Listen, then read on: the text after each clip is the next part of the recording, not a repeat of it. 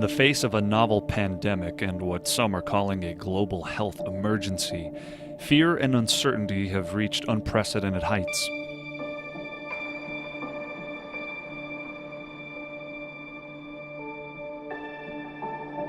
For the first time in history, entire countries are on lockdown.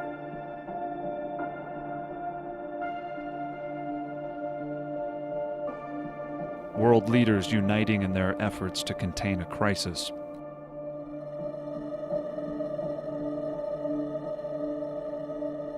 An eerie and somewhat apocalyptic calm has gripped the world.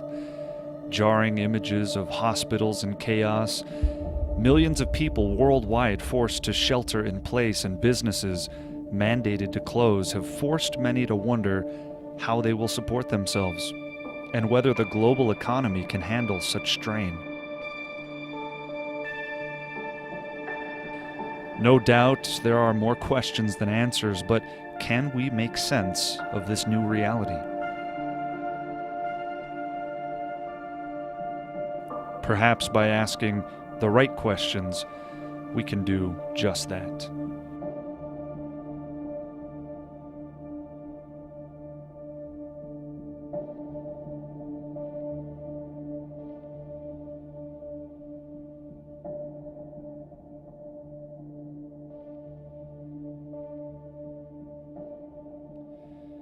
Welcome, my name is Joshua, and here we are in a new era altogether.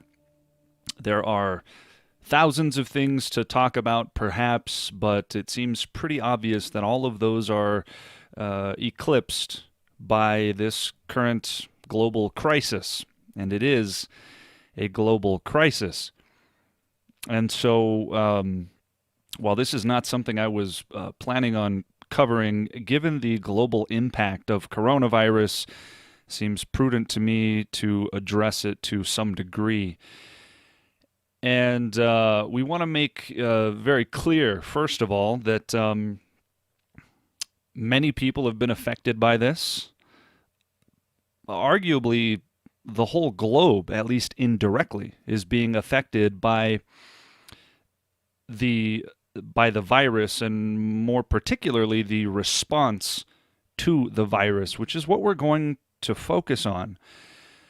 But we don't want to trivialize what is real, which is, this is a live update from worldometers.info. As you can see, 421,413 cases confirmed so far, approaching 19,000 deaths globally. Right? This is real. We don't want to make light of a real situation. There are families that have been affected by this unfortunate virus, particularly among the elderly, people that have passed away, others that have been near to passing away, and as you can see, 108,000 plus recoveries. But we do want to make it clear that this is real.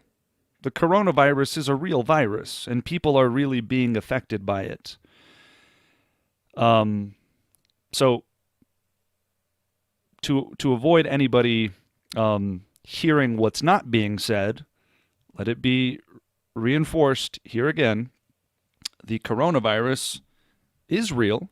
It is affecting people, and you should be aware of that if you're not already.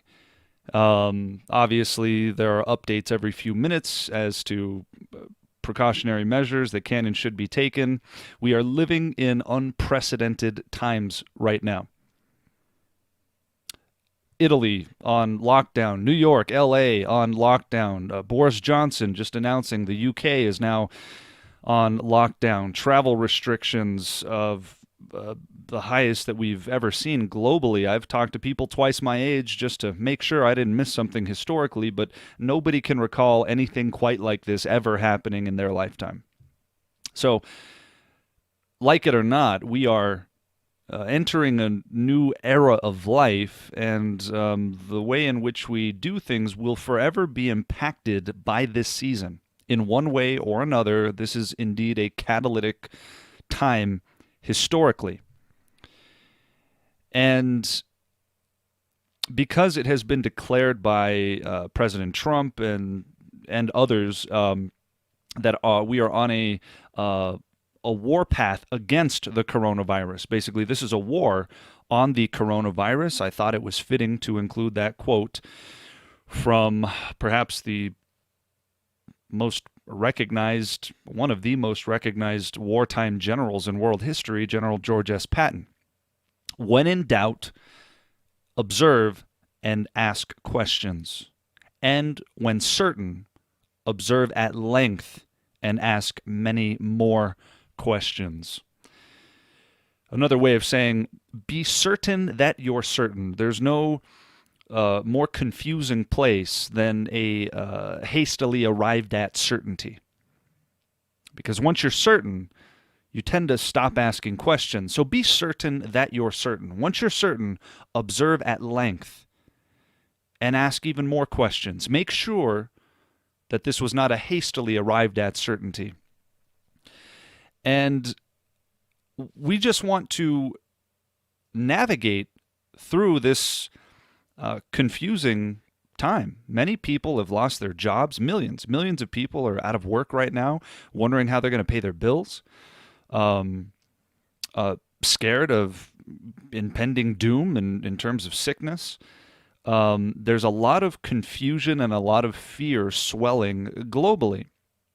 And again, when such unprecedented measures as locking down a nation and restricting travel and ordering sheltering in place come along, it's hard not to be jarred by that. In fact, it would be odd if you weren't naturally scared by such orders, right? And unfortunately, fear, or other emotions, but certainly fear, these emotions tend to be the foe of reason. And nothing stifles critical thinking quite like fear, which is precisely the reason that elite law enforcement agencies or military organizations such as the Army Rangers, the Navy SEALs, and so forth, will train ad nauseum for certain high-stress scenarios, and they will have contingency upon contingency. The Secret Service would be another organization. They train for situations that may even seem unrealistic. But by preparing for situations that, if not prepared for, would catch you so off guard and put you into such a high-stress state, they have reasoned through these scenarios while they have their wits about them, trained at such length that when such a situation might arise, they are prepared for it and will respond with their training, which took place in a well-measured environment. Because when foisted into a chaotic situation, people do not tend to respond reasonably. Emotion takes over, and when people panic, they do unreasonable things. There's a reason that training is so extensive in these elite groups, and it is to avoid panicking in a high-stress environment. So what we want to do, ideally, is to be as objective as possible, to, as best we can, strip away as many emotional proclivities here, and look at the numbers, look at the statistics, look at the historical precedents, and so forth. Not trivializing what is, but trying to make sense of what's going on and ask all the more questions. There are people such as Peter Hitchens and some others have written articles recently asking whether or not our response to the coronavirus is the best response. Because undeniably, we are facing some economic turmoil as a result. I mean, they're talking about a $2.5 trillion stimulus package in the United States alone. Questions about whether or not our global economy can sustain such prolonged periods of inaction. Okay. So we want to weigh the threat and the response. And sometimes the best way to do that is to evaluate other threats similar or worse or close in the past and how we've responded to those. So again, we don't want to trivialize people that have suffered as a result of the coronavirus. And we also don't want to become unnecessarily hysterical.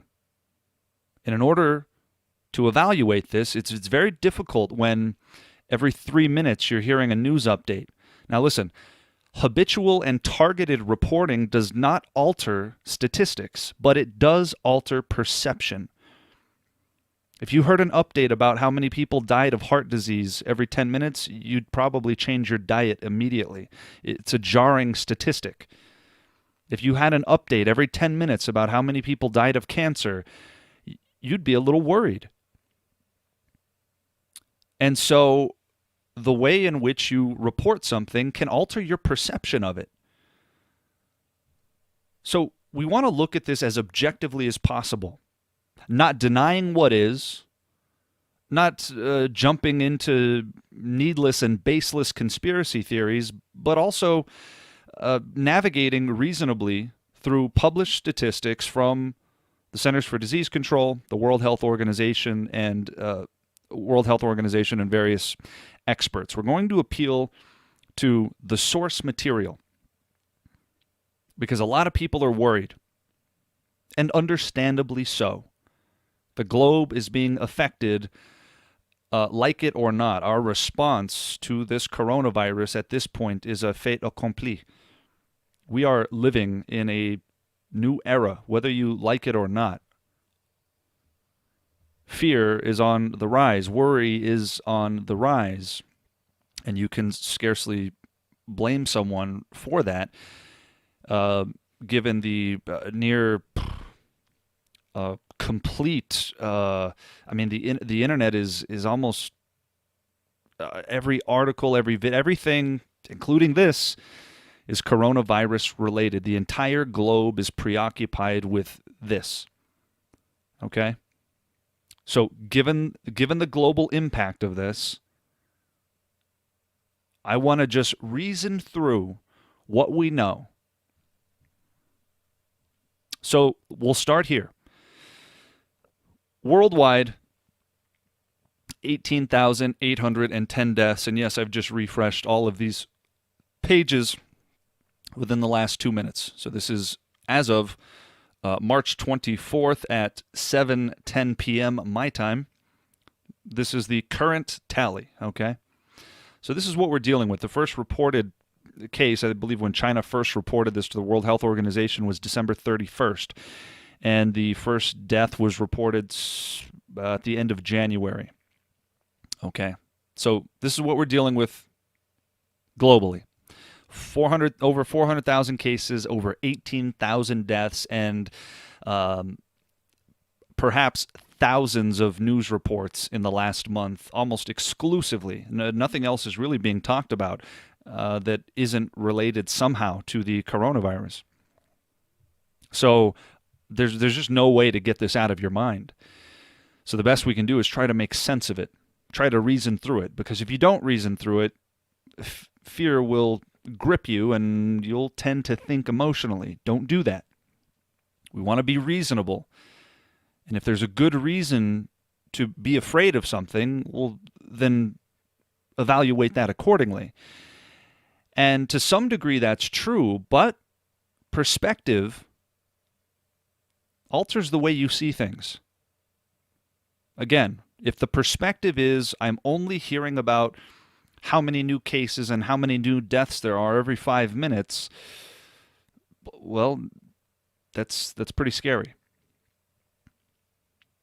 But if we can perhaps garner some perspective and ask the right questions, and that's really the goal here. I don't see journalists asking many pertinent questions I don't see real unbiased journalistic integrity in the form of trenchant cross-examination for the sake of getting at objective truth. I don't see a lot of that. I see everybody kind of just being led down the path of, oh no, right? Worst case scenario, oh no. Is that warranted? Is our response justified? There's no question we're living in unprecedented times. The question is our response warranted? Is it justified? Does it make sense in light of what happens on a yearly and daily basis? Well, let's start here. World Health Organization. And you can see all the website, the web addresses are up here.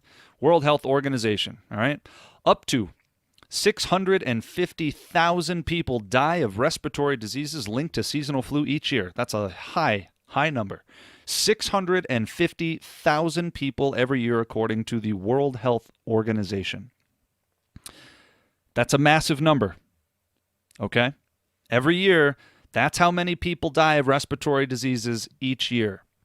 So far, there have been 18,800 deaths of coronavirus worldwide. We don't want to trivialize that, but we do want to put it into perspective. Because as it stands, this is hardly on a trajectory to reach or much less surpass 650,000 people worldwide. And I'll show you how we know that relatively conclusively in just a moment. But bear this in mind. Already you can see that large-scale deaths as a result of influenza is nothing new. This was published in December of 2017. According to the World Health Organization, that's a massive number. And you'll hear, well, this isn't the flu. This is nothing like the flu. Well, yeah, technically, you're right. The coronavirus is not influenza. Okay? There are, I believe, 7 different coronaviruses that commonly affect people, including MERS and SARS and this new, SARS-CoV-2, I think it's called, the coronavirus.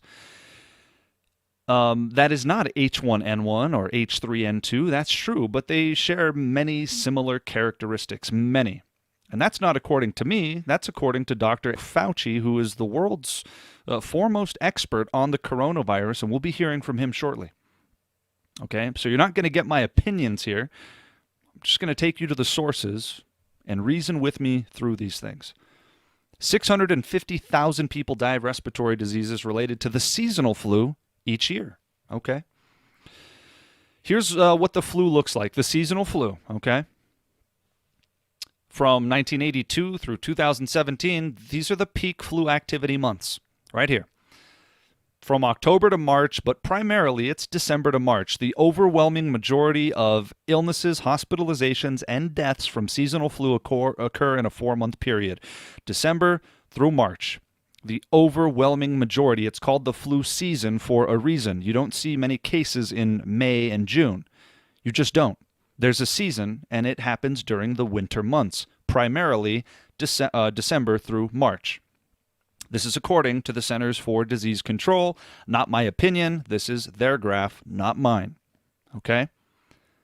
So the overwhelming majority of flu deaths every year occur within this 4-month period. Okay? Here is estimated deaths in the United States from influenza by season. Starting down here, the 2010-2011 season, all the way through the 2017-2018 season. The big gray part of the pyramid is the number of illnesses total. The maroon color of the pyramid is the hospitalizations, and the beige portion at the top are the deaths. As you can see, 21 million illnesses here, 9.3 million, 34 million. Oops, let's make that larger again, sorry. 34 30 million, 30 million, 24 million, 20 million, 45 million illnesses. This is the United States alone, not the globe, just in the United States. And as you can see, the death toll back in 2010, 37,000 people died, primarily in that 4-month period from December to March. Remember the graph from the Centers for Disease Control. 12,000 people died in the 2011-2012 season, 43,000, 38,000, 51,000, 23,000, 38,000, and 61,000 deaths in the 2017-2018 season in America alone, primarily within a 4-month period of time. Conservatively estimating, that would bring us to an average of, in the 2017-2018 season, okay, just 2 years ago, an average of 15,000 Americans were dying every month. Average of 15,000 Americans died every single month. Don't take my word for it. This was being reported quite frequently. This is the Stranger. Here's their report in February of 2018. The flu is killing 4,000 Americans a week. What's 4 times 4? It's 16. I gave you a conservative estimate, 15,000. There's 4 weeks in a month. Okay. Fortune magazine by Bloomberg here, February 10th, 2018 at 7:53 a.m. Eastern Time. The flu is killing up to 4,000 Americans a week. Already, you should be asking yourself, wait a second, that's a huge number. 4,000 Americans a week? Do you remember this statistic? Do you remember the entire U.S. economy being shut down, the NBA suspending its season, bars and restaurants closing down when 4,000 Americans were dying every week? Do you remember that? You might remember the 2017-2018 season being particularly bad and a push for you to get a flu shot. But do you remember that 4,000 Americans were dying every week? So the first question must be, why is it that we are more concerned and more hysterical right now about the coronavirus when 2 years ago 4,000 Americans were dying every week? Let's put this in perspective. All right, remember our numbers here. Total deaths. Now, mind you, that 4,000 total. This was in the peak months, right? And especially in February, 4,000 a week. So the total deaths in the United States right now, 18,000, or sorry, in the world for coronavirus, total world deaths. Oops, tab just crashed. Total world deaths, 18,887. Total deaths in the world from coronavirus. In 2018, 4,000 Americans were dying every week. Every week. So, in just about 5 weeks, just over a month, right? Just over a month, roughly the same time the coronavirus has been since the first death was reported, the same amount of Americans died in America alone as have died worldwide from the coronavirus. Understand this perspective. American population comprises approximately 4.4% of the global population, a very small percentage. Understand that. And I think a lot of people fail to understand global population ratios. We throw big numbers around thinking we understand what they mean, and we really don't. Okay, the world population right now is about 7.8 billion. You might think you understand how big that number is, but you probably don't. All right? For example, 1 billion seconds. If you were to count to 1 billion, it would take you approximately 30 years. So do the math on this.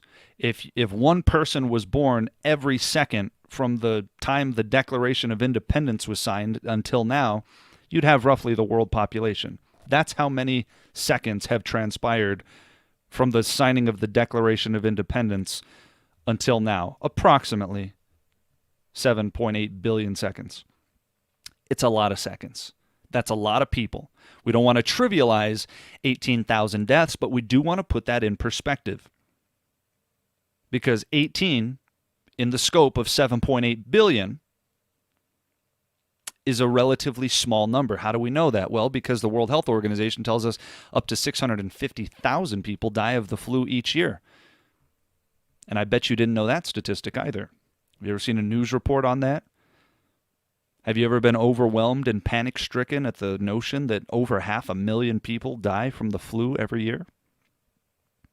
Perspective. Perspective matters. Okay.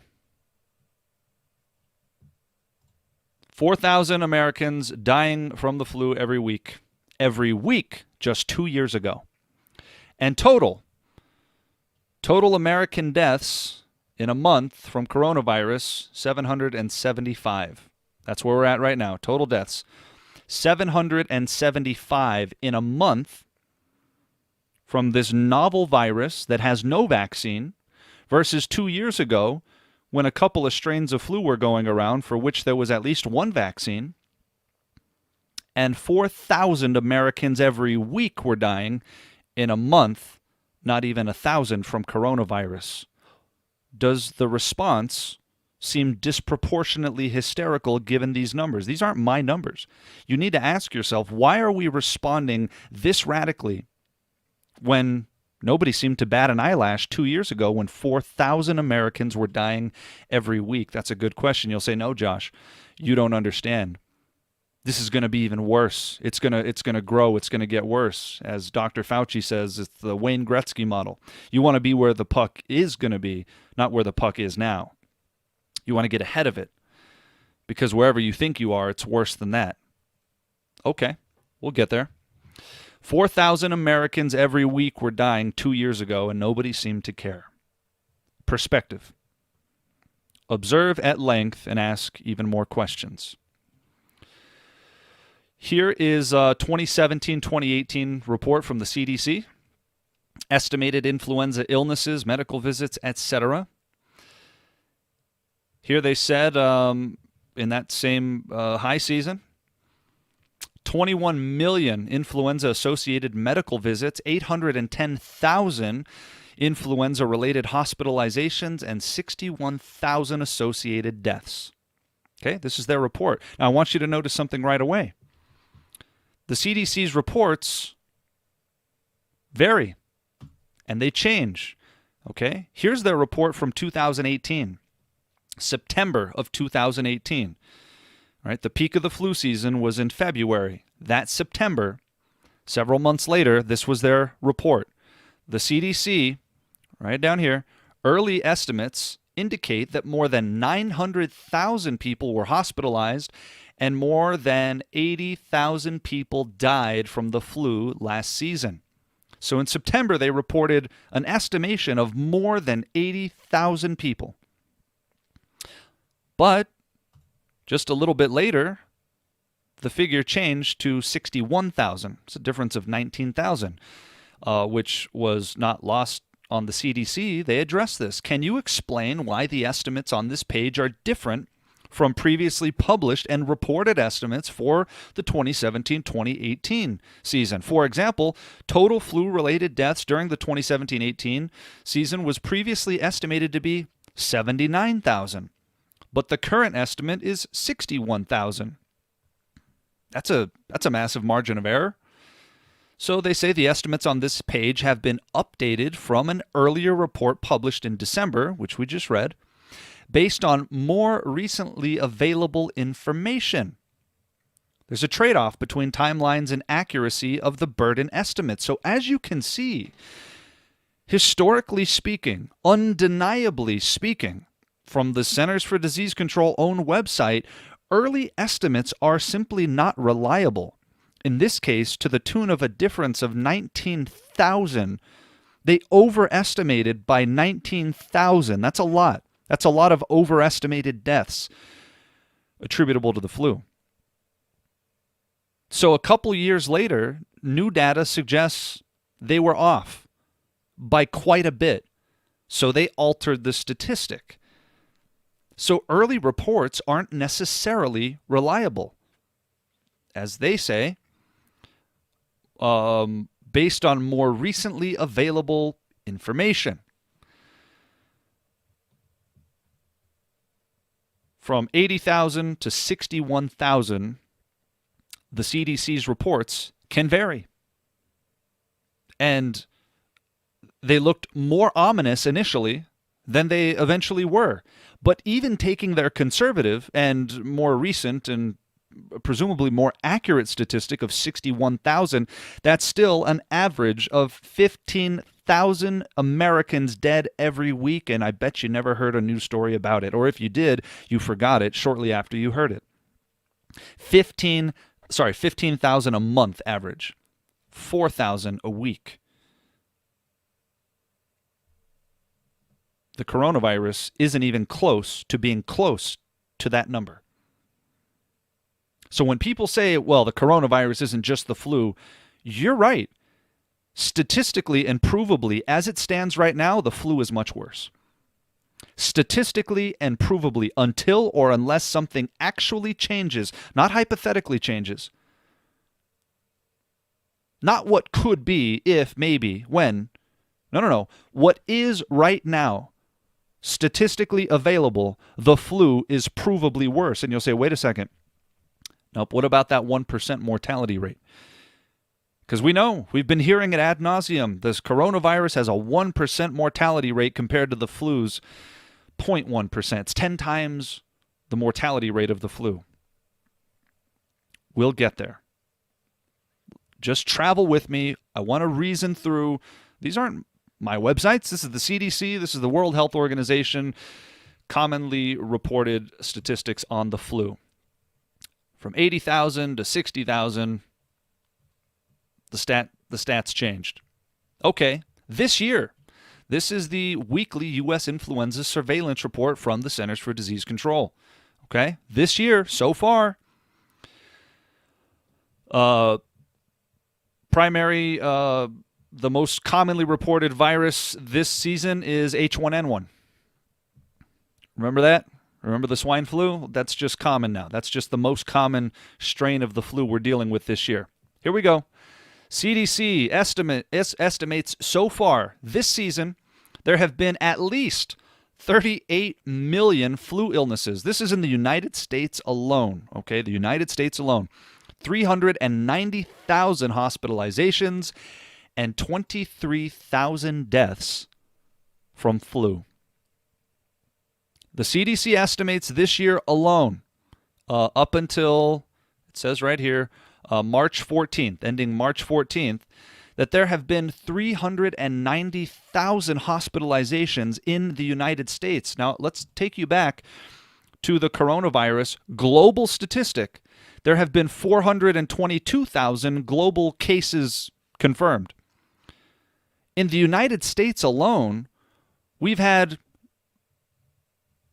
just slightly less hospitalizations from the flu.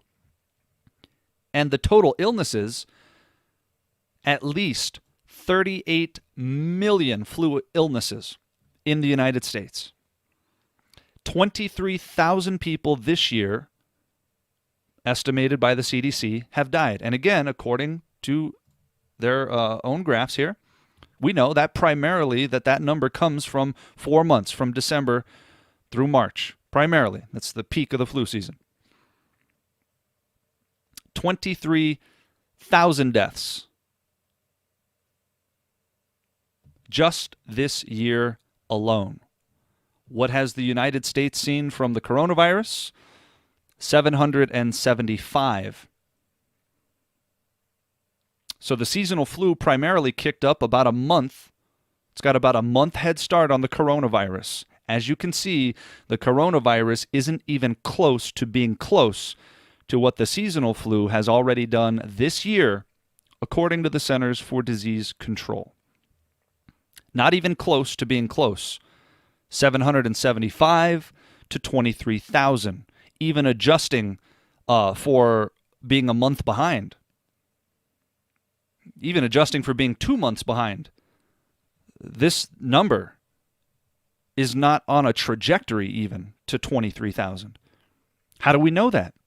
Dr. Fauci is going to explain how we know that. You can look at Washington State, where there's no new reported cases. Where the coronavirus first broke out in the United States, there are no new reported cases, much less new reported deaths.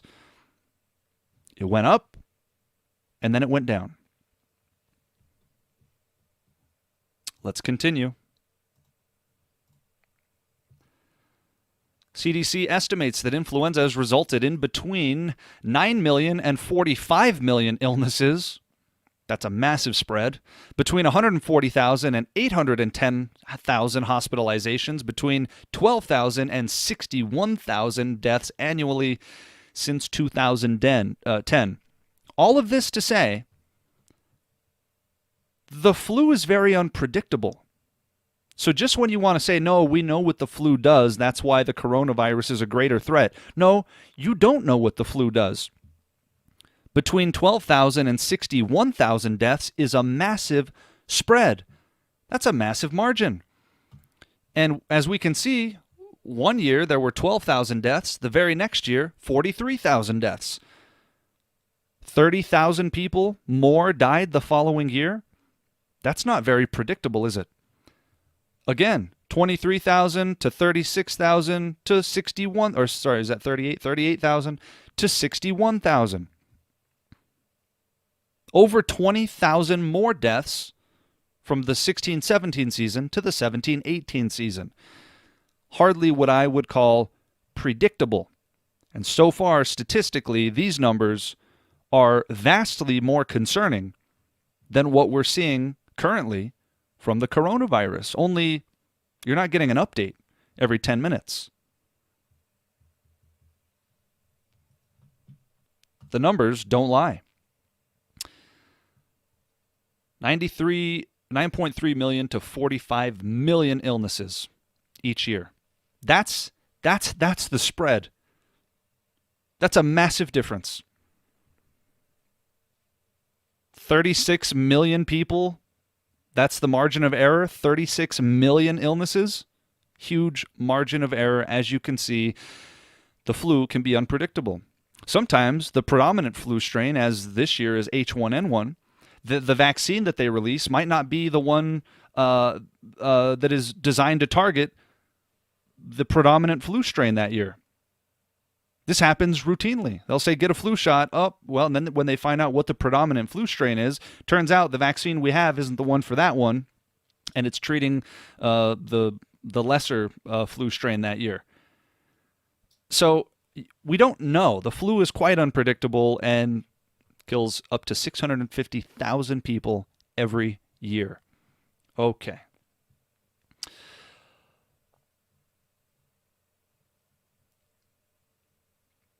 Now let's look at the two states that are most impacting the United States, California and New York specifically. Okay. California and New York. New York is now being touted as the new epicenter of the coronavirus, and more people are certainly being affected in New York than any other state currently. Okay. Right now, you can see that New York has 53 new deaths, 4,700 new cases, right? It's a lot of new cases. And California has over 400 new cases and 11 new deaths, right? Both of these states have I think, shelter-in-place orders. Everything's basically shut down in both of those states. Okay. This is 2017 from the Centers for Disease Control. The New York leading cause of death, 2017. Number 6 on the list is flu and pneumonia.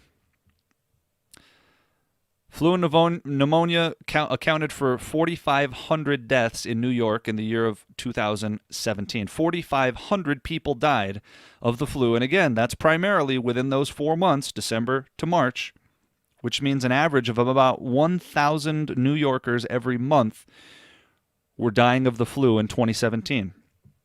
In California, the average is about 1,500. As you can see, number 8 on the list of leading causes of death in California in 2017, influenza pneumonia. A total of 6,300 Californians died in 2017.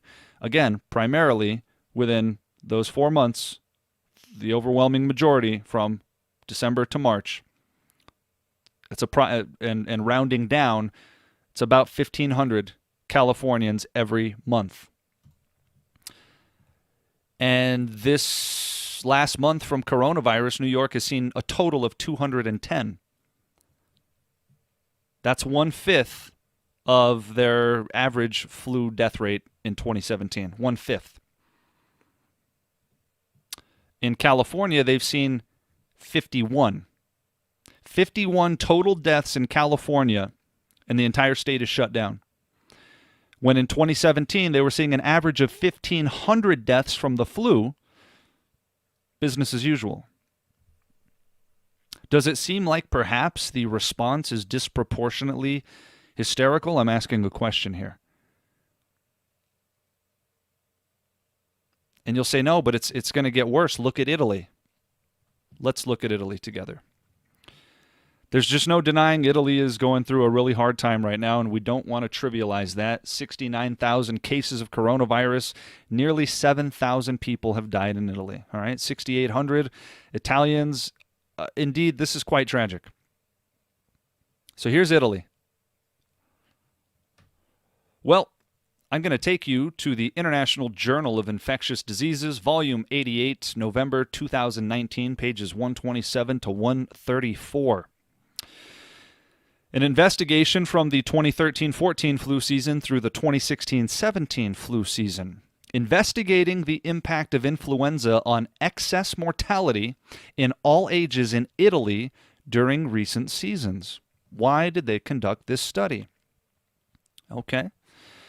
Let's read their objectives first. In recent years, Italy has been registering peaks in death rates, particularly among the elderly during the winter season. Influenza epidemics have been indicated as one of the potential determinants of such an excess. The objective of our study was to estimate the influenza attributable contribution to excess mortality during the influenza seasons from the aforementioned dates. Now, again, these are, look at, during the winter season, because that's when the flu tends to come about. It is during the winter season. Very, very few flu cases in the summer. Nearly unheard of. The flu comes around during the winter seasons. It's called the flu season for a reason. But they were noticing peak death rates, particularly among the elderly. So they set out to study what could be accounting for this. Here's what they found. In the winter seasons, from those 4 flu seasons, an estimated average of 5.29 million influenza-like illnesses occurred in Italy, corresponding to an incidence of 9%. More than 68,000 deaths attributable to the flu epidemics were estimated in the study period, and Italy, listen to this, showed a higher influenza attributable excess mortality compared to other European countries, especially in the elderly. Not a new problem for Italy. Higher excess mortality attributable to the flu than other European countries, and especially among the elderly. Why is that? Well, many people have sought to make sense of this, but Italy has a higher elderly population, for one. Their standard and method of living, their greetings, there are many things that could factor into this. The fact is, this is not a new problem. Italy has had a problem with elderly people dying at a higher rate than any other European country from the flu, so much so that they sent a team to study this back in 2013. Here's what they found. We estimated the excess deaths of, I'm going to just round to the nearest whole thousand here, 7,000, 20,000, 16,000, and 25,000 attributable to influenza epidemics in the respective seasons. So notice that in the 2016-2017 season in Italy, approximately 25,000 deaths were attributed to flu epidemic. giving them a generous 5-month, an extended flu season of 5 months, that's an average of 5,000 Italians a month. 5,000 a month. Not a new problem for Italy. That was just a couple years ago. The 2016-2017 season. 3 years ago, Italy on average was losing about 5,000 people a month to the flu. Now, 6,800 is a lot. The point is, they've noticed a problem in Italy for quite some time, registering higher mortality rates than any other European country. But why don't we hear from the expert, perhaps the expert, Dr. Fauci, who is advising the White House and so forth. He is basically Mr. Coronavirus. Okay? Now we're going to listen to what he has to say and compare his words to his words. Not my ideas, not my speculation. Let's listen to Dr. Fauci. My first question for you is what you said a bit earlier today. You said we're looking at least several weeks at this current trend. You're studying trends from all over the country. Why did you put that timeline on it, sir? Well, if you look at the curve of the outbreaks in places that we now have experienced, unfortunate experiences, look at China, look at what happened in South Korea, look at what's happening in Italy, you see that the outbreak putters along and then it goes way up, peaks, and then comes down. The height of the peak and the duration is obviously influenced by the things you do to mitigate it, the kinds of things that we're doing right now, physical separation of people. But if you take a look at a typical duration of an outbreak, it's measured in a few weeks. I mean, the China one was about 6 or 8 weeks before it was really way down. Others are maybe a little bit less, 4 to 6 weeks. But it's certainly, if you want to say when from the time you know you're starting to see cases, community spread, to the time you peak, there's no question when you look at the various models, that is going to be a few weeks. I've got a specific... Okay. Let's stop there. So I said it's going to be a few weeks, and we know this from looking at China, South Korea, at least a few weeks. Okay. That is, not only is it not inconsistent with the standard flu season, it's actually significantly less. Because the standard flu season is, the peak months is for a register of 16 weeks. And he says, with the coronavirus, he says it kind of putters along, and then all of a sudden it goes up, and then it peaks for a while, and then it goes down. Just like the seasonal flu. Not many people are getting sick in October and November, a few. And then all of a sudden in December, people start getting sick. Here's a flu chart from the 2019-2020 flu season. Okay? You can see, by week 50, right around December, the cases start doubling. And then they double again. There was a new report today from New York saying, well, the cases doubled. Coronavirus cases doubled. Well, this is not unlike the seasonal flu. Cases double from week to week. Here we go. You can see the 50th week to the 51st week, they about doubled. And then again, they doubled again. And then they went down a little bit. And then it started going back up. And by the 8th week of the new year and the 9th week, we're peaking in around February. It starts going down in March. This is exactly what Dr. Fauci just described with the coronavirus. He says it's going to be about a few weeks. The entire global economy is shutting down for a projection of a few weeks out of his own mouth. A few weeks. And he says we can look to China and South Korea for evidence of this. Okay? And we're going to do that. But I want you to hear what he said. This is either the same day or these were at least published the same day. This was published March 20th, 2020 on Fox News. On the same day published, March 20th, 2020, down here on PBS NewsHour. Here's what he said. He's wearing a different tie, but his blazer and his shirt are the same, so conceivably this is the same day. I don't see why they, given the state of affairs, why they would wait a prolonged period to post this video. There's every reason to believe he did these interviews the same day and they published them on the same day. With pressing news such as this, why would they wait another day? All right, so there's every conceivable reason to believe that he did these interviews on the same day. All right, he said it's going to be a few weeks. We can look at what happened in China and South Korea. They went up and then they've already gone down. That's what he said to Fox News. Here's what he said to PBS NewsHour. What is your biggest concern about this coronavirus pandemic? Well, I mean, my biggest concern, I think, would be obvious because we've seen its potential. We see what it did in China. We see what it has done in Korea, and we see what it's doing right now in European countries, particularly Italy and France. We have an escalation of cases in our own country right now.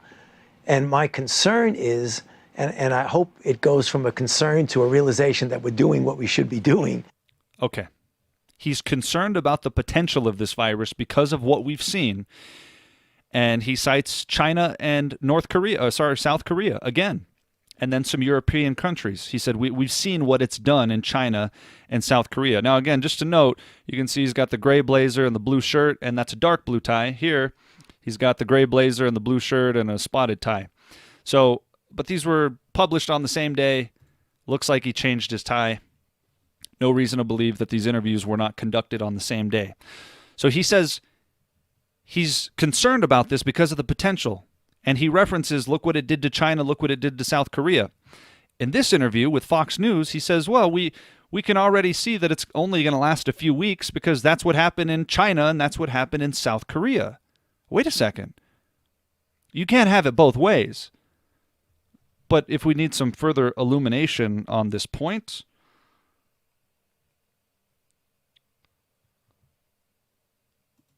listen to his conclusion. Direction on that date?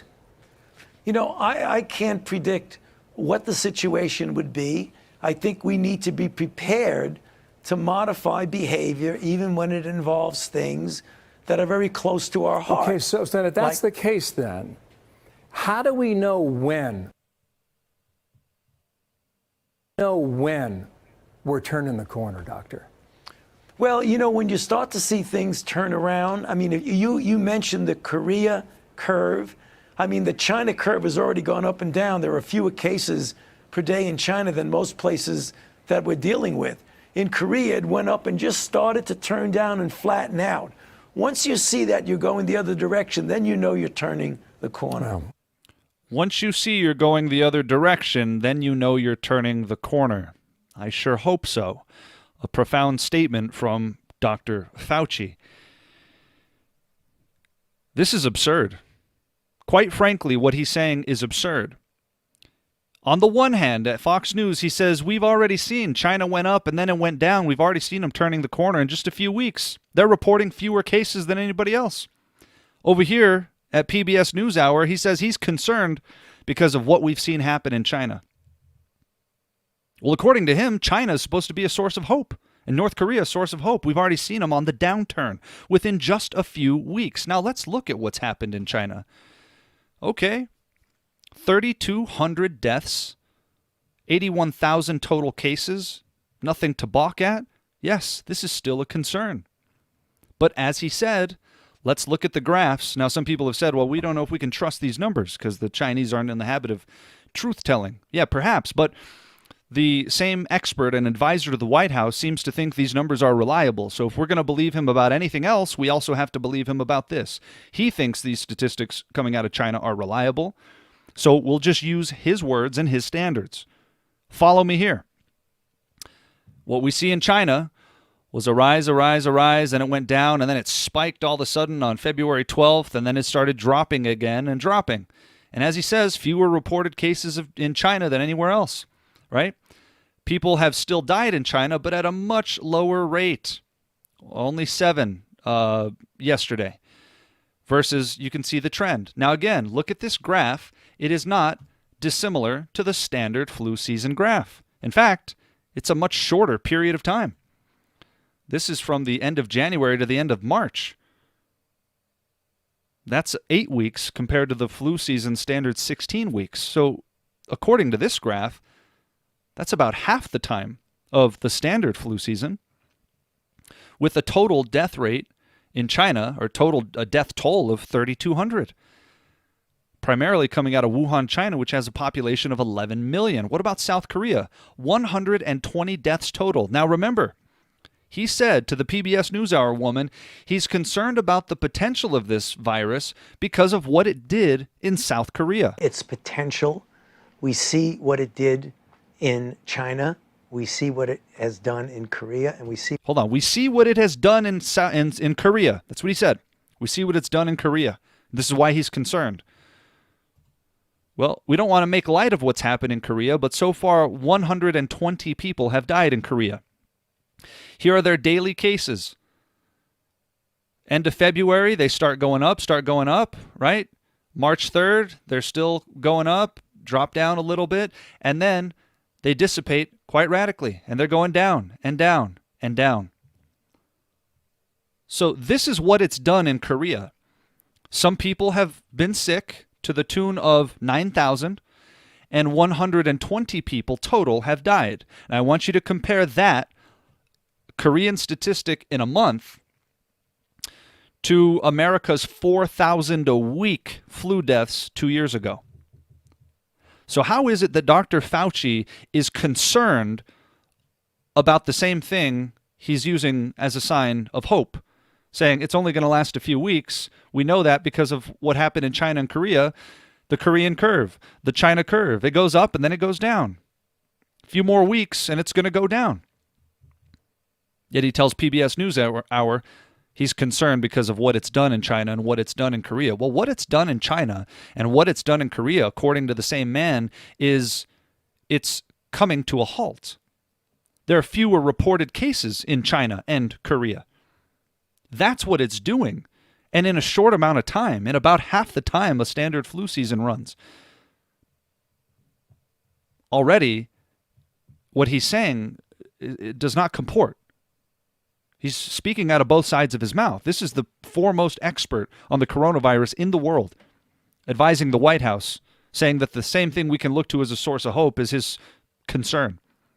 You can't have it both ways. Now, again, we don't want to trivialize 120 deaths in South Korea, but quite frankly, in comparison to the flu every year, that number is radically small.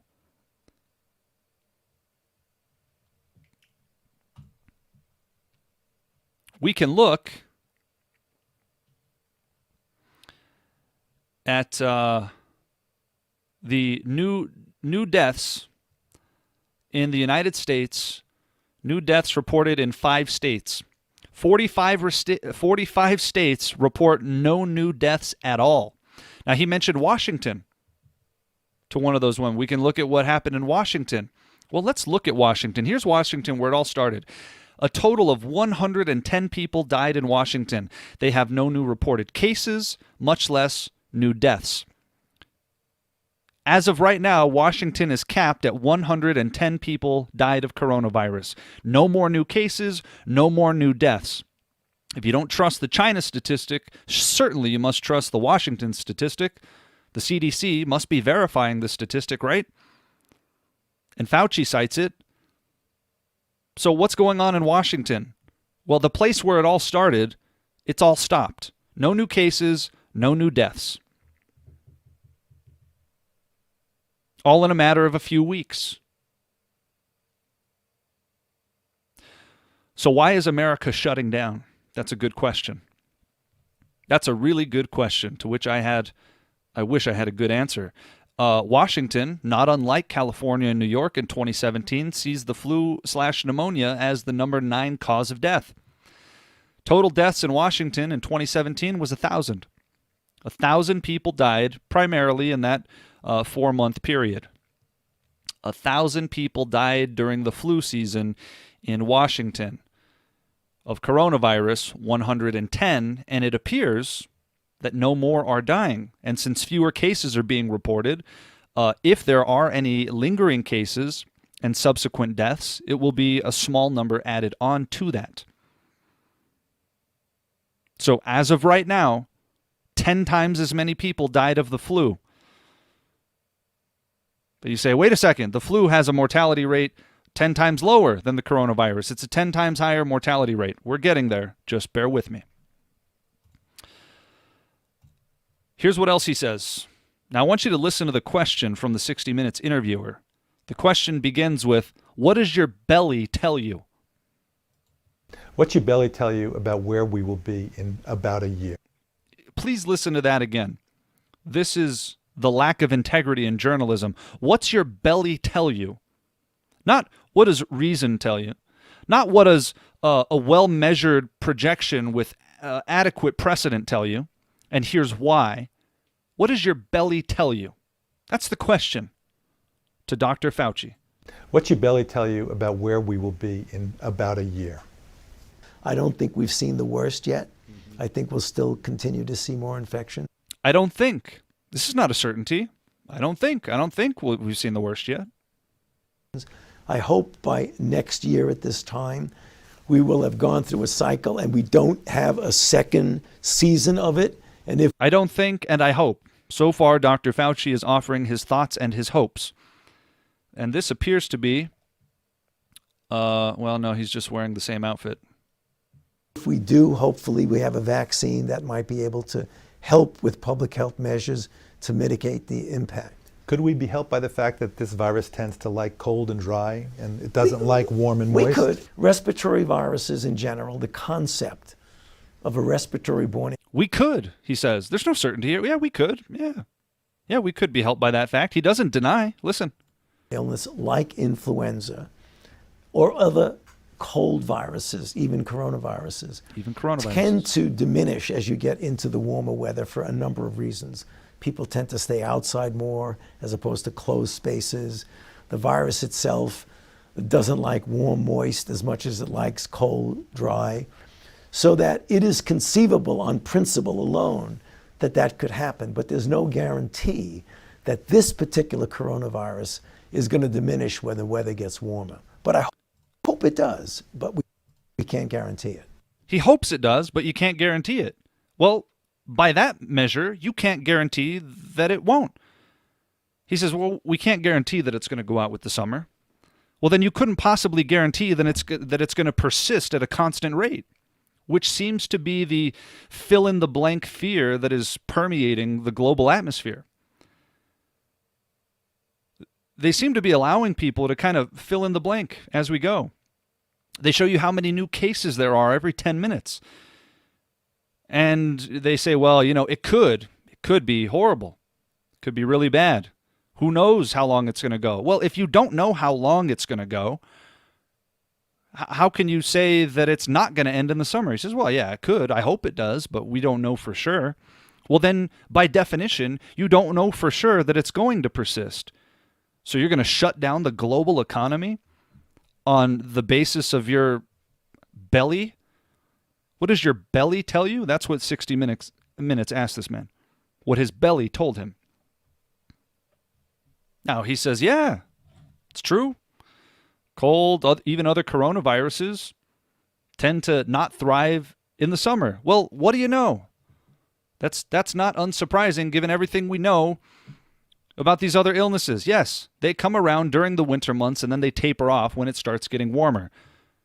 And he concedes, yeah, the coronavirus is like that as well. But we don't know that it's going to end. I hope it does, but we don't know for sure. Well, there's not a good reason to believe that it's not.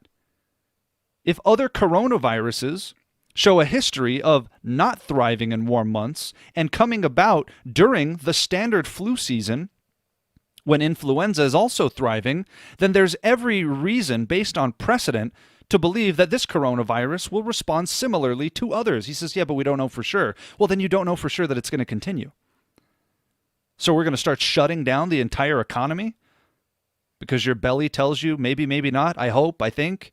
These are hopes and thoughts. This is not a statistical analysis, much less a good question from the 60 Minutes journalist.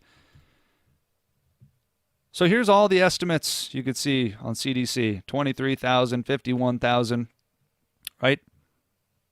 But you say, Josh, wait a second. What about that 1% mortality rate? It's much higher. Now, first of all, let me just say this. The mortality rate does not translate to net damage. For example, follow me here. The mortality rate for jumping off of a 100-story building is 100%. That does not translate to affecting a net larger portion of the population. It's a higher mortality rate than a lot of other things. 100%. Gosh, how many things have a 100% mortality rate? Well, jumping off a 100-story building, I'm not aware of a single case of a person surviving a jump like that. So it's reasonable to assume this is a 100% mortality rate. That does not mean that it has a net effect, a net total loss greater than something else. Just because the mortality rate is higher doesn't mean it affects more people. So that's not a massive concern. Even though it has a high mortality rate, it doesn't correspond to affecting a larger portion of the population. But we're going to read an article here from John P.A. Ioannidis, whose article is titled "A Fiasco in the Making as the Coronavirus Pandemic Takes Hold. We are making decisions without reliable data." Now, before we read this, I want to read his credentials, okay? About the author. John Ioannidis is professor of medicine, professor of epidemiology and population health, professor of biomedical data science, and professor of statistics at Stanford University, and co-director of Stanford's Meta Research Innovation Center. Okay? Medicine, epidemiology, and population health, biomedical data science, and statistics. He studies diseases and numbers and researches these things for a living. Meta Research Innovation Center at Stanford. That's who this is. Don't take my word for it. Let's listen to Stanford's professor of epidemiology and statistics, who is calling this a potential fiasco in the making. He wrote this article March 17th. Listen. The current coronavirus disease, COVID-19, has been called a once-in-a-century pandemic, but it may also be a once-in-a-century evidence fiasco. Evidence. He's not going on his belly here, 60 Minutes. Evidence. From a statistician at Stanford. Listen. At a time when everyone needs better information, from disease modelers and governments to people quarantine or just social distancing, we lack reliable evidence on how many people have been infected with SARS-CoV-2, aka the coronavirus. Now, I'll remind you of what we read in the CDC. Their 2018 report in estimating United States deaths as more than 80,000 differed from their new data a year or two later, which dropped by 20,000. So you can see he's saying we don't have reliable evidence now, and that is evidenced by the CDC's own report that evidence changes. We lack reliable evidence on how many people have been infected with coronavirus or who continue to become infected. There's a shortage of tests. We couldn't possibly know how many people are infected. There's the big concern is we need more testing, as if tests save people. What's the treatment? The test doesn't alter your status. It may help with data and let you know, oh, you should be safe, as you should be anyway. But the test doesn't help you with the treatment. What's the treatment? It's largely what they do with the flu. Several medical professionals have said, yes, we tell people to go home, to quarantine themselves, to get vitamin C in their system, stay hydrated, and get some rest. That's the treatment, because there is no vaccine. So, we don't have tests to possibly know how many people have been infected or who continue to become infected. Better information is needed to guide decisions and actions of monumental significance and to monitor their impact. Listen, draconian countermeasures have been adopted in many countries. If the pandemic dissipates, either on its own or because of these measures, short-term extreme social distancing and lockdowns may be bearable. How long, though, should measures like these be continued if the pandemic churns across the globe unabated? How can policymakers tell if they're doing more harm than good? That's a great question. Vaccines or affordable treatments take many months or even years to develop and test properly. Given such timelines, the consequences of long-term lockdowns are entirely unknown. This is quite unprecedented indeed. The data collected so far on how many people are infected and how the epidemic is evolving are utterly unreliable. Let me read that again from the professor of statistics at Stanford University. The data collected so far on how many people are infected and how the epidemic is evolving are utterly unreliable. Not just unreliable, utterly unreliable. Given the limited testing to date, some deaths and probably the vast majority of infections due to SARS-CoV-2 are being missed. We don't know if we're failing to capture infections by a factor of 3 or 300. We just don't know. 3 months after the outbreak emerged, most countries, including the United States, lack the ability to test a large number of people, and no countries have reliable data on the prevalence of the virus in a representative random sample of the general population. That's statistics lingo. You need a random representative to a representation, a representative random sample in order to get an idea of how this is affecting everybody. We don't have that. It's not random, and he's going to explain why. This evidence fiasco creates tremendous uncertainty about the risk of dying from COVID-19. Reported case fatality rates like the official 3.4% from the World Health Organization cause horror, of course, and are meaningless. Meaningless. Patients who have been tested for SARS-CoV-2 are disproportionately those with severe symptoms and bad outcomes. That's not random.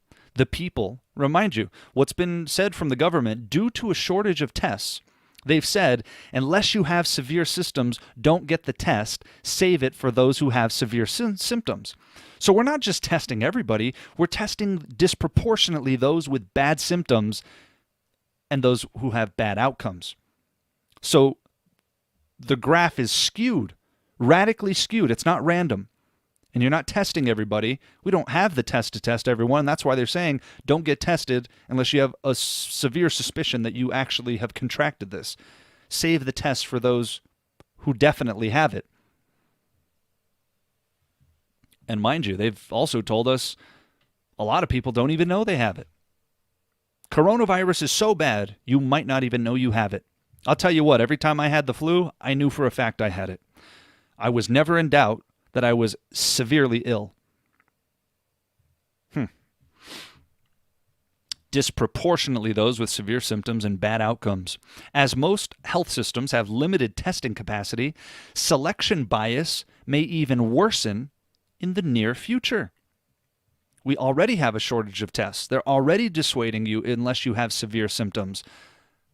These numbers couldn't possibly be accurate. They are radically biased, selection bias, okay? That alters your entire perception. Not the data, but your perception of it. Remember what I said. The one situation where an entire closed population was tested was the Diamond Princess cruise ship and its quarantine passengers. The case fatality rate there was 1%. There's that 1%. But this was a largely elderly population in which the death rate from COVID-19 is much higher. For the record, the average age on that ship was 58 years old. 7 people died, and all 7 of them were over 70 years of age. Okay? Who primarily goes on cruises? Retired people, elderly people. This is not an accurate representation of the population. So that 1% statistic is radically skewed. Projecting the Diamond Princess mortality rate onto the age structure of the U.S. population, the death rate among the people infected with COVID-19 would be 0.125%. But since this estimate is based on extremely thin data, there were just 7 deaths among the 700 infected passengers and crew. The real death rate could stretch from 5 times lower, 0.025%, to 5 times higher, 0.625%. It's also possible that some of the passengers who were infected might die later, and that tourists may have different frequencies of chronic diseases, a risk factor for worse outcomes with SARS-CoV-2 infection, coronavirus, than the general population. Adding these extra sources of uncertainty, reasonable estimates for the case-fatality ratio in the general U.S. population vary from 0.05% to 1%. 0.05 is even lower than the seasonal flu, which is 0.1.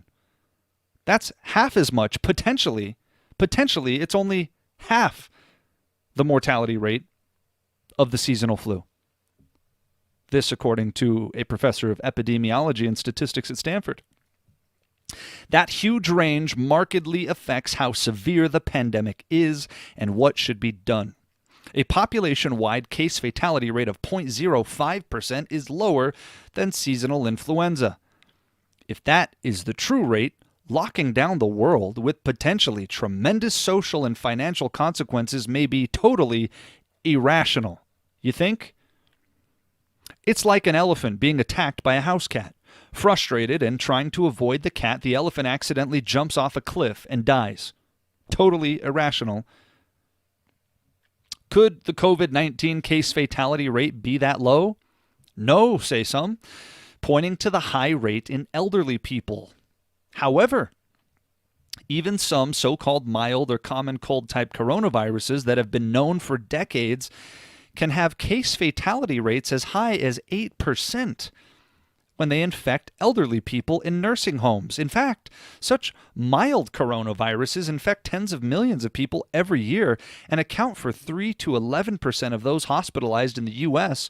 with lower respiratory infections each winter.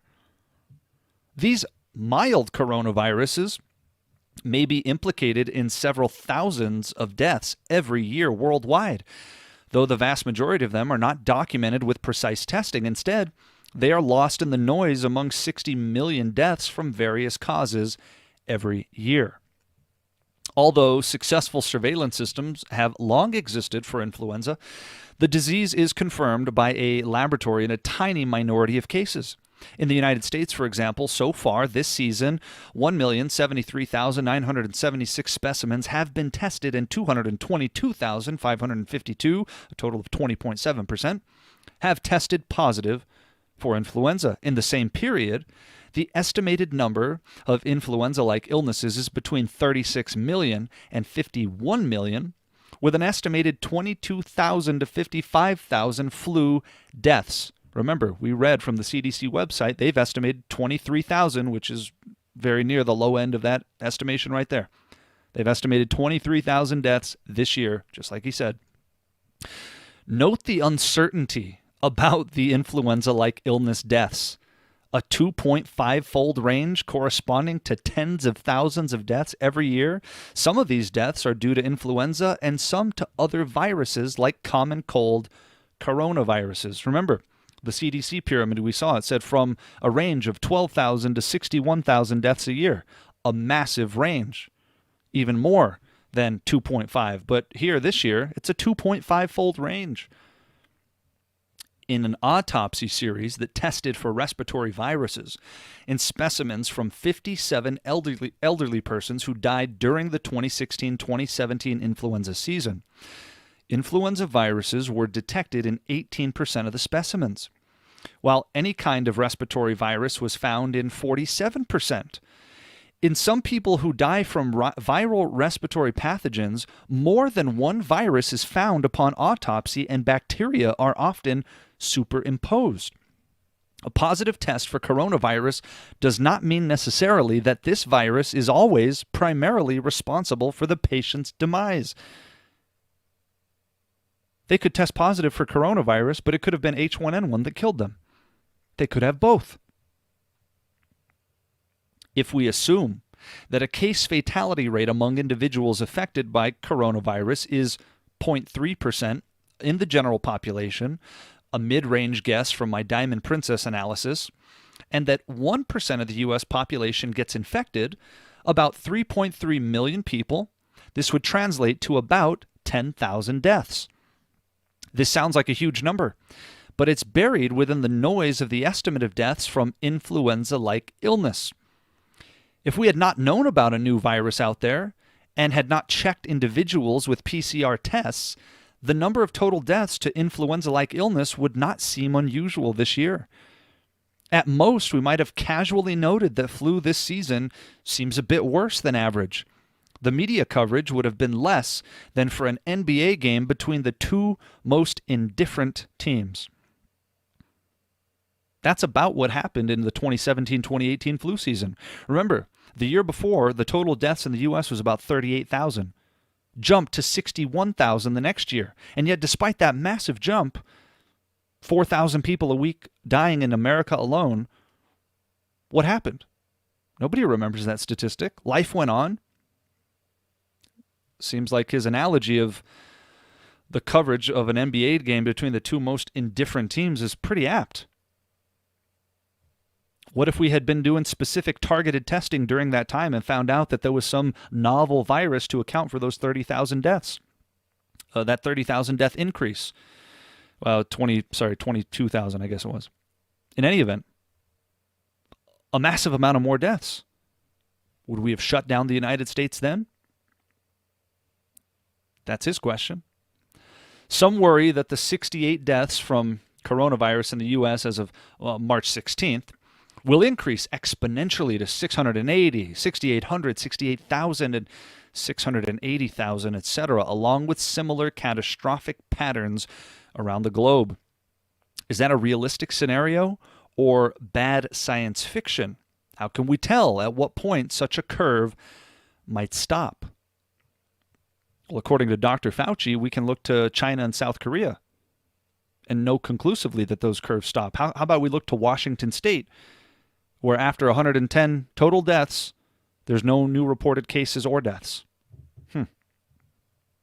The most valuable piece of information for answering those questions would be to know the current prevalence of the infection in a random sample of a population and to repeat this exercise at regular time intervals to estimate the incidence of new infections. Sadly, that's information we don't have. In the absence of data, prepare for the worst reasoning leads to extreme measures of social distancing and lockdowns. Unfortunately, we do not know if these measures work. School closures, for example, may reduce transmission rates, but they may also backfire if children socialize anyhow. If school closure leads children to spend more time with susceptible elderly family members, if children at home disrupt their parents' ability to work, and more. School closures may also diminish the chances of developing herd immunity in an age group that is spared serious disease. In other words, children acquiring coronavirus, because they're not susceptible to it the way elderly people are, can develop a herd immunity and therefore stave it off in the future. And now we're preventing that from happening. And the older you get without being exposed to it, the more susceptible to a dire outcome you are. That's a good point. This has been the perspective behind the different stance of the United Kingdom keeping schools open, at least until I write this. Well, he wasn't wrong. The United Kingdom has closed everything now. In the absence of data on the real course of the epidemic, we don't know whether this perspective was brilliant or catastrophic. We don't know. Flattening the curve to avoid overwhelming the health system is conceptually sound in theory, which is why everybody's on lockdown and mandatory shelter-in-place orders and so forth. It's conceptually sound, in theory. A visual that has become viral in media and social media shows how flattening the curve reduces the volume of the epidemic that is above the threshold of what the health system can handle at any moment. Yet, if the health system does become overwhelmed, the majority of the extra deaths may not be due to coronavirus, but to other common diseases and conditions such as heart attacks, strokes, trauma, bleeding, and the like that are not adequately treated. If the level of the epidemic does overwhelm the health system and extreme measures have only modest effectiveness, then flattening the curve may only make things worse. Instead of being overwhelmed during a short acute phase, the health system will remain overwhelmed for a more protracted period. That's another reason we need data about the exact level of the epidemic activity. One of the bottom lines is that we don't know how long social distancing measures and lockdowns can be maintained without major consequences to the economy, society, and mental health. Unpredictable evolutions may ensue, including financial crisis, unrest, civil strife, war, and meltdown of the social fabric. At a minimum, we need unbiased prevalence and incidence data for the evolving infectious load to guide decision-making. In the most pessimistic scenario, which I do not espouse, if the new coronavirus infects 60% of the global population and 1% of the infected people die, that will translate into more than 40 million deaths globally, matching the 1918 influenza pandemic. The vast majority of this hecatomb would be people with limited life expectancies. That's in contrast to 1918, when many young people died.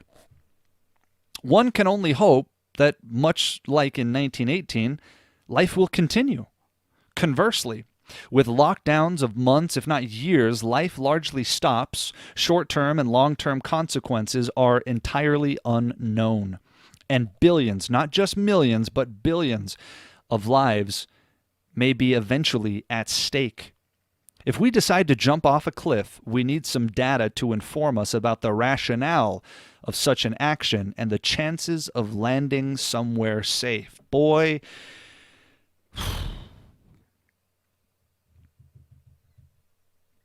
that's a mouthful and an ideaful from a man who's not going with what his belly tells him. Where are the journalists asking these questions? Why are articles like this getting almost no attention? Very few people citing this article. Where is this? Let me get this straight. The general the general admonition, really, from the coronavirus experts is that I should be more worried about a potential unreality than I was about statistically provable realities last year, the year before that, heck, even this year. You want me to be worried about what may or may not happen when I'm not worried about what actually is happening? In the case of America, 23,000 estimated flu deaths this year alone, compared to less than 800 from the coronavirus. Again, it's not even close to being close to matching the flu statistics. So when people say this is not just the flu, you're right. Statistically and provably, the flu is much worse. According to the World Health Organization, up to 650,000 people every year die of flu-related illnesses. And right now, the world is shutting down when even Dr. Fauci says we can look at what happened in China and South Korea as a source of hope because it's going down. Fewer reported cases in China than anywhere else. He said, look at Washington. It went up and then it went down. Why should we expect that it's not going to do the same thing anywhere else? These numbers do not correspond to our response.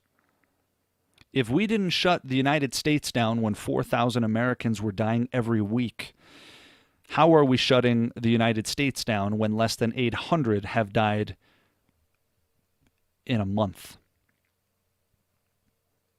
Do you understand that in the same time period the coronavirus has been going? 800 people in a month versus 16,000 people in the same month 2 years ago from the influenza. Imagine that headline. Imagine a headline that read 4,000 Americans dying every week from a coronavirus. There would be mayhem, as if there's not already. Well, guess what? That was an actual reality 2 years ago, and you didn't bat an eyelash. Life went on. Your TV programs continued. Your sports arenas continued. Bars and restaurants and hospitality continued. Everything continued just as it was. There was just a higher push for you to get that flu shot. 4,000 Americans a week were dying 2 years ago. A week. And if Washington is any indication, if China is any indication, if South Korea is any indication, and according to Dr. Fauci, they are, then there's every reason to believe that this is going to start going down. And when the dust settles and when all this clears and you see that the numbers aren't even close to being close to what the flu does this year or did last year or does every year, then you need to ask yourself, why exactly did we respond this way? And what does this set the stage for? What happens next year when coronavirus 2.0 comes out? Bigger and badder. We just go into lockdown all the time? Again, I say this is unfortunately a fait accompli. We have set the stage for perpetuated fear and perpetuated worry because of this response. And as John Ioannidis rightly points out, we don't know what the long-term effects of this are going to be, not merely economically and socially, but even for the mental health of people.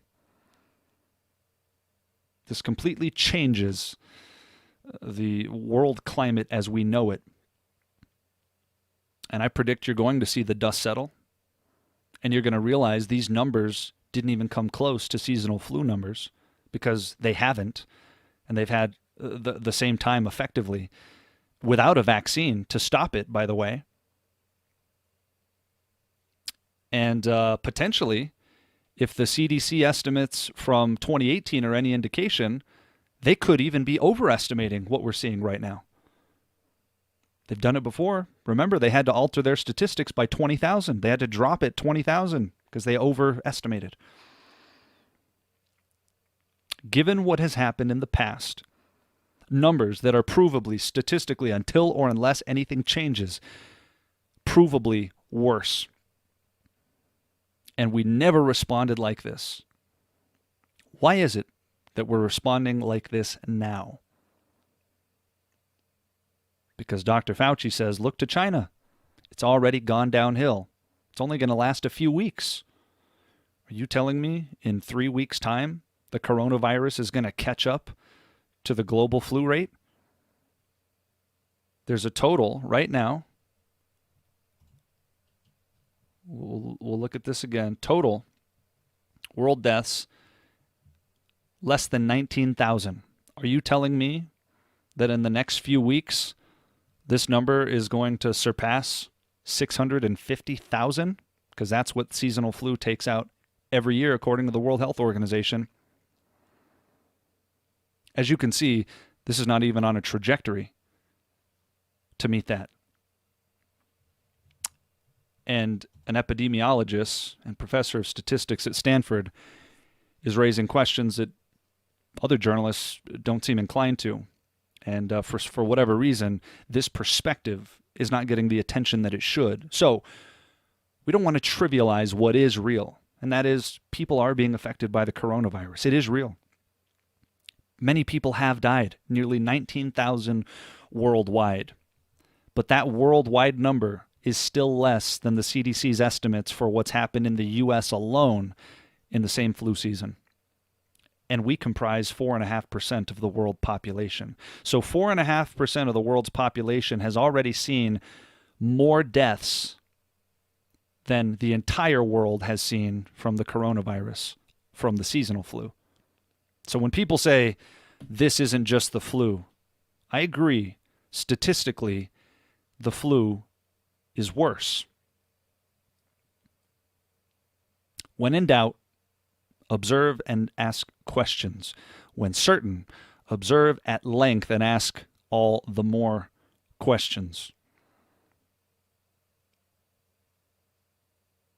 Now, this is outside of the scope of what is typically covered here. But for the believer in Jesus,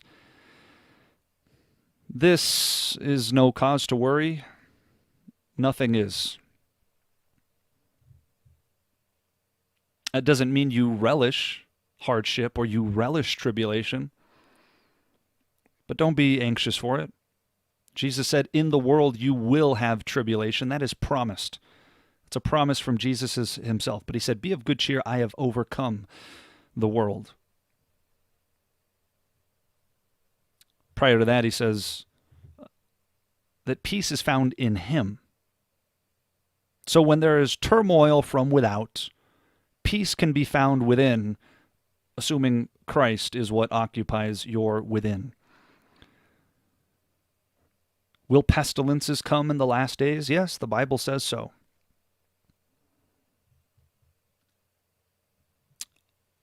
I'm not saying this isn't a pestilence, this is a disease. This is a real disease. What I do want to evaluate, and what we have evaluated, is what the numbers bear out. So pestilences will come in the last days. Real, probably catastrophic pestilences. But if I compare this coronavirus to the seasonal flu, it's not even close to being close. And there's a lot of people tending to worry. And what this professor of statistics and epidemiology says is he's arguably more concerned that our response is going to be more detrimental than the virus itself. And he's probably right. So what do? We don't ground ourselves within what's happening around us. We ground ourselves in Christ, knowing that he is the immovable rock, he is our refuge, and he is our peace. Peace is found in him. So yes, this is a time of uncertainty, but what you can be certain of, and what you're commanded to do, is to cast all your cares upon him because he cares for you, said Peter. Casting all your cares upon him. All of them. Yes, you may have some cares. You may have some concerns. You may be out of work right now.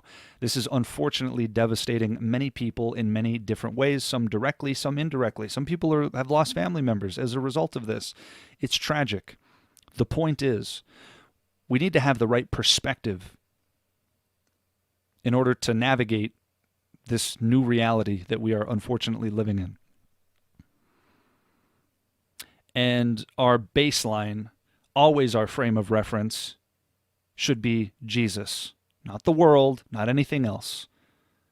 Jesus is the source of your calm within a storm.